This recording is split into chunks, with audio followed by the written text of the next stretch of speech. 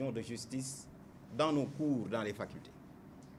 C'est juste pour montrer quand même que ce pays a une trajectoire, a une histoire. Et c'est un pays de combattants, de patriotes convaincus. En 2000, donc je ne vais même pas parler de 1960 parce que le doyen a campé le décor. Nous avons eu la première alternance politique dans ce pays avec le président Abdoulaye Wade, qui a eu à faire plus de 25 ans dans l'opposition.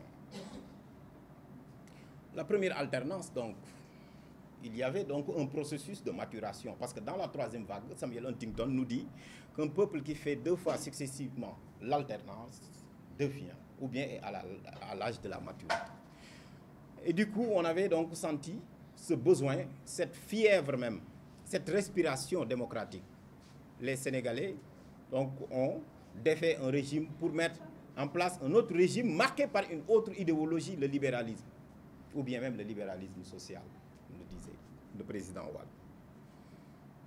On peut évaluer ce système, on peut évaluer le régime libéral, mais quoi qu'on puisse reprocher le président Abdoulaye Wade, il laissait les libertés s'éclore. Pourquoi? Parce que ça, en réalité, c'est le fondement, c'est ce que j'appelle l'identité constitutionnelle. L'identité constitutionnelle, c'est ce qui nous est spécifique et qui nous est propre.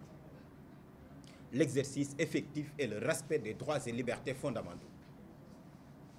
Et c'est pourquoi, d'ailleurs, il avait autorisé la manifestation devant l'Assemblée nationale le 23 juin. Il pouvait bunkeriser le pays, arrêter des gens, aller nuitamment, c'est les gens les arrêter comme faisaient les nazis, ou bien essayer tout simplement de faire des rafles. Il n'y aurait pas eu cette deuxième alternance en 2012. De grandes personnalités, on les a vues avec des pierres à la main, etc. Tout ça, des images qui marquent. Mais qu'est-ce qu'on a retenu de ça à la suite de l'alternance 2? Le président nouvellement élu a fait un discours rassembleur et qui disait que je ne protégerai personne, mais je ne favoriserai personne. À l'arrivée, aujourd'hui, le Sénégal devient un régime hybride d'autocratie électorale. L'expression n'est pas de moi, parce que nous le remplissons dangereusement. C'est du Parlement européen.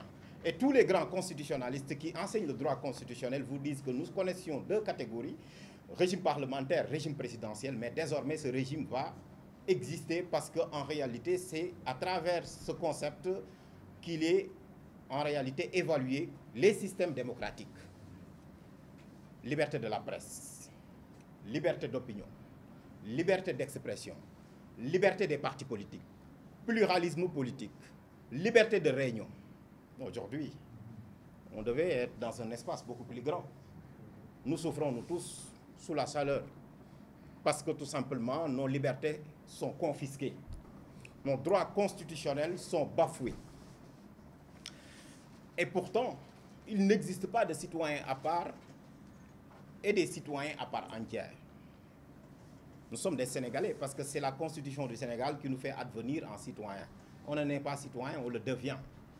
Vous naissez, vous ne pouvez pas. Donc voilà, il faudrait passer par un processus de déclaration de naissance jusqu'à la confection de la carte d'identité, etc. Et tout ça démontre quand même qu'une république repose sur des valeurs, mais surtout sur des principes. C'est important.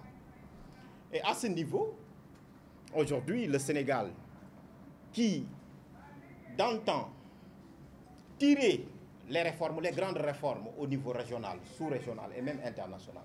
Je rappelle qu'en 1998, entre 1998 et 2001, pour mettre en place la Cour pénale internationale, les États étaient divisés. C'était au niveau du siège de la FAO. Il y avait les États arabes, il y avait les grandes puissances, et il y avait ce qu'on appelait les pays like mind, c'est-à-dire ce qu'on appelle les États pilotes. Vous savez qui les dirigeait? C'était l'État du Sénégal. C'est pourquoi que le Sénégal a été le premier pays à avoir ratifié le statut de la Cour pénale internationale. Ça, c'est un héritage fort. Mais aujourd'hui, l'État du Sénégal fait l'objet d'une plainte devant la Cour pénale internationale. Quel paradoxe. L'autre chose, c'est que nous sommes au Sénégal et que nous sommes le seul pays qui va démarrer des opérations électorales à l'élection présidentielle dans 10 jours, jour pour jour. Le parti au pouvoir ne connaît pas encore son candidat. Le chef de l'opposition est persécuté, il est à l'hôpital.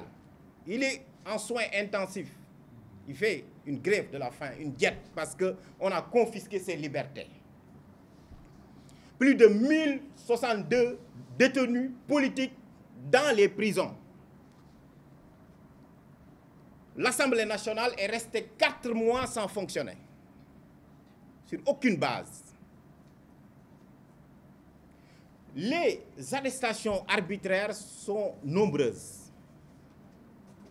Les Sénégalais n'osent même plus appeler sur leur téléphone pour se parler, alors qu'en réalité, ce sont des libertés fondamentalement fondamentales. C'est-à-dire qu'en réalité, c'est protégé et garanti par la Constitution. La deuxième chose, c'est qu'en réalité, nous sommes dans un cheminement incertain. Pourquoi?